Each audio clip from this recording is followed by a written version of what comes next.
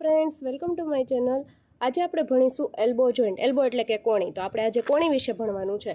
તો કોણી વિશે પહેલાં એનો ટાઈપ જોઈ લઈએ કે કયા ટાઈપનો છે. તો પહેલાં તો શું કીધું છે, hinge variety of synovial joint. Synovial જોઈન્ટની હિંજ વેરાયટી છે.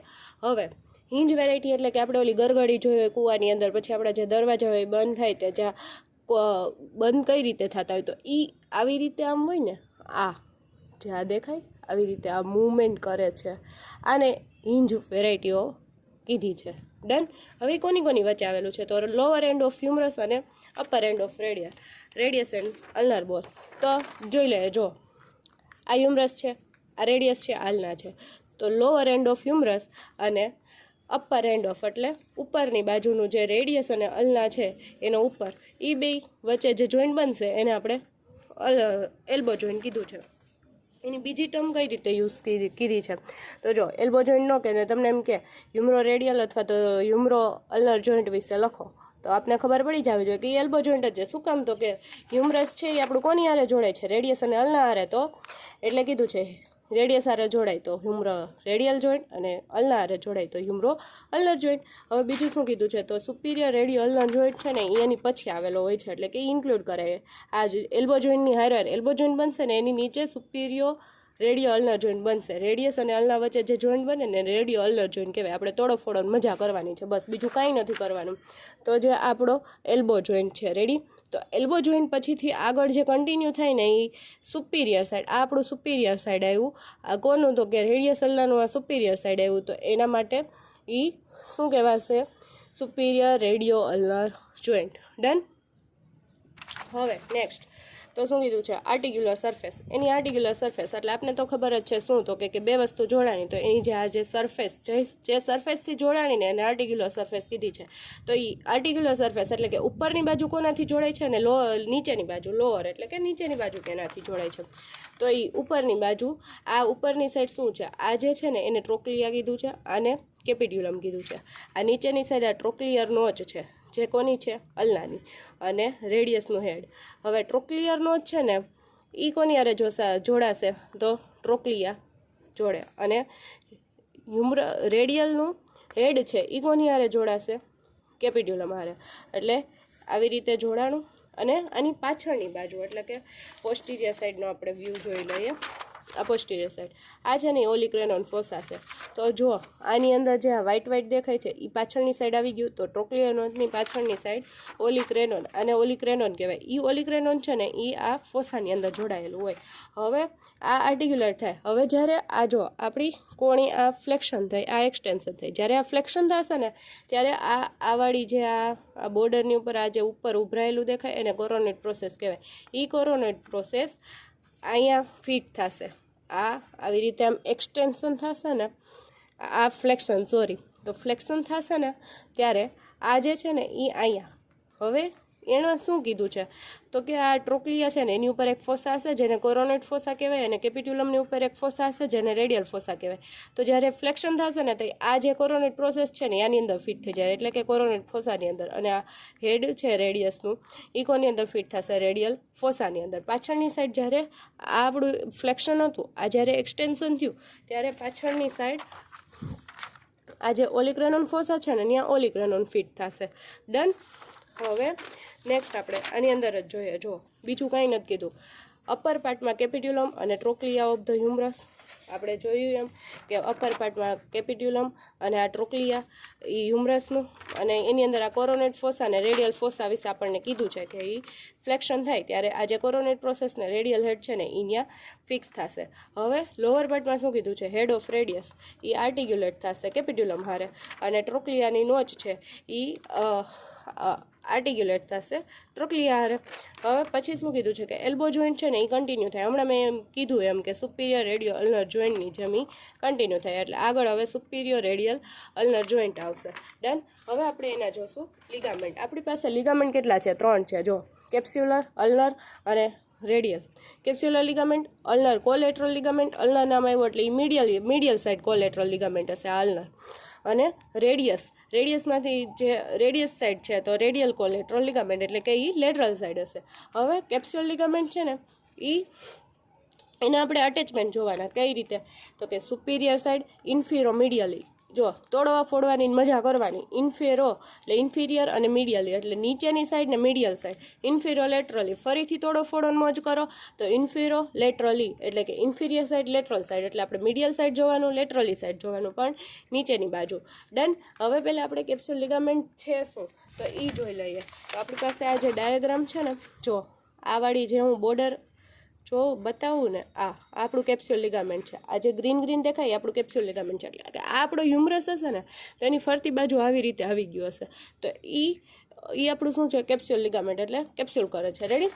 હવે એની અંદર બીજું શું કીધું છે તો superior side lower end of humorous એટલે ઉપરની બાજુ એ લોઅર હેડ ઓફ હ્યુમરસ સાથે અટેચ થયેલું હશે. હવે ત્યાં બીજું શું શું આવે છે આપણને ખબર જ છે.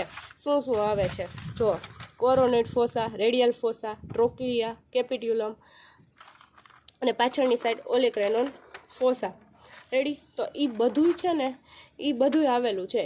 એમાં શું કીધું છે? આ બધી વસ્તુ એ ઇન્ટ્રા કેપ્સ્યુલર છે. હવે આ આખો કેપ્સ્યુલ આવી રીતે હોય તો એની નીચે આવેલું તોડવાનું છે. ઇન્ટ્રા એટલે અંદરની સાઈડ, કેપ્સ્યુલર એટલે આપણું કેપ્સ્યુલર લિગામેન્ટ. તો એની અંદર આ આવેલા હોય છે બધાય. રેડી. આપણે ખબર પડી જ જાય કારણ કે આવી રીતે છે તો એ સુપિરિયર એવી રીતે અટેચ છે. હવે ઇન્ફિરિયર મીડિયલી એટલે જો આ મીડિયલ વ્યૂ છે, આ લેટરલ વ્યૂ છે. તો આ મીડિયલ સાઈડ નીચેની સાઈડ જોવાનું કે એ નીચેની સાઈડ ક્યાં હશે તો એ માર્જિન થશે ટ્રોક્લિયર નોચ ઓફ અલ્ના. આપણી આ જે ટ્રોક્લિયર નોચ છે ને અહીંયા એ માર્જિન થશે મીડિયલી સાઈડ. રેડી.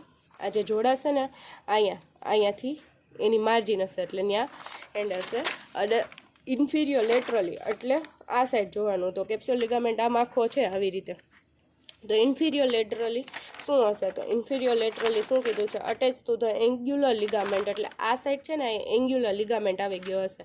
આ જે અલ્નર ને રેડિયસ છે ને આવી રીતે હશે ને તો એને આવી રીતે એન્ગ્યુલર લિગામેન્ટ હોય. કેમ? આમ જો આમ. રેડી. તો ત્યાં ઉપરથી કેપ્સ્યુલ લિગામેન્ટ અટેચ થતો હશે. રેડી. જો એન્ગ્યુલર લિગામેન્ટ છે ત્યાં ઉપરથી અહીંયા કેપ્સ્યુલ લિગામેન્ટ આ અટેચ થતો હશે. જો આ બે ઉપરના લિગામેન્ટને કાઢી નાખે ને એટલે આપણે ખબર પડી જાય. રેડી. જો થાય આ એન્ગ્યુલર લિગામેન્ટની.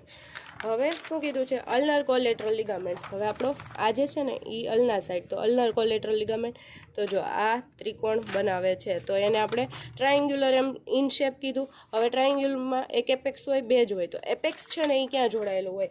હવે આપણે આ ડાયાગ્રામમાં જોઈએ તો એની અંદર જો આ જે છે ને આ બહારની સાઈડ નીકળ્યું એને મીડિયલ એપિકોન્ડાઇલ કહેવાય. આપણે છે ને અહીંયા સારી રીતે ફીલ કરી શકીએ, સારી રીતે ફીલ કરી શકીએ કે આ મીડિયલ એપિકોન્ડાઇલ છે. અહીંયા આપણે થોડુંક પ્રેસ કરવું જોશે, ડાયરેક્ટ નહીં આવી જાય પણ એ આપણે ખબર પડી જશે કે લેટરલ એપિકોન્ડાઇલ છે. રેડી. હવે તો એ એમ જ કીધું છે કે એનો એપેક્સ છે ને એ મીડિયલ એપિકોન્ડાઇલ હારે અટેચ છે અને બે જ છે એ અલ્ના હારે અટેચ છે. હવે એના એન્ટિરિયર ને પોસ્ટિરિયર બેન્ડ હશે. આ એન્ટિરિયર બેન્ડ અને આ પાછળની સાઈડ હશે એ પોસ્ટિરિયર બેન્ડ. તો એન્ટિરિયર બેન્ડ છે ને એ કોરોનેટ પ્રોસેસ આપણી જે અહીંયા કોરોનેટ પ્રોસેસ આવશે ને એની નીચે. કોરોનેટ પ્રોસેસ તો અહીંયા આવી જતી હશે ને તો એન્ટિરિયર રેડ એની નીચે છે અને પોસ્ટિરિયર બેન્ડ ક્યાં છે? ઓલિગ્રેનન પ્રોસેસની નીચે. હવે રેડિયલ કોલેટરલ લિગામેન્ટ. તો આપણો રેડિયલ કોલેટરલ લિગામેન્ટ જો અહીંયા રહ્યો.